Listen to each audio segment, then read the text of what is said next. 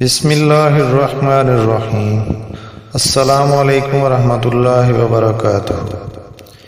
ایک آدمی نبی کریم صلی اللہ علیہ وآلہ وسلم کے پاس آیا اور کہا، اے اللہ کے رسول صلی اللہ علیہ وآلہ وسلم، کون سا شخص اللہ کو زیادہ محبوب ہے اور کون سا عمل اللہ کو زیادہ پسند ہے؟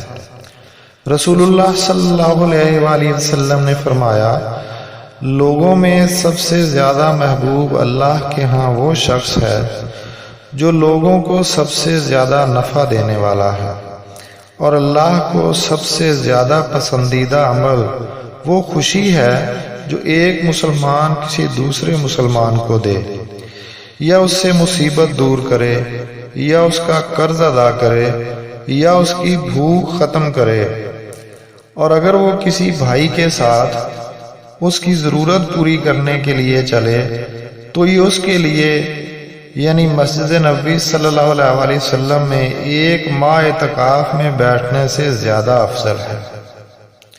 سبحان اللہ۔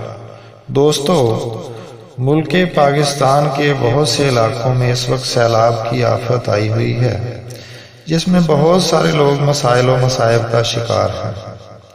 مصیبت کی اس گھڑی میں اپنے مسلمان بھائیوں کی مدد کر کے اللہ کے محبوب بندوں کی صف میں شامل ہو جائیں۔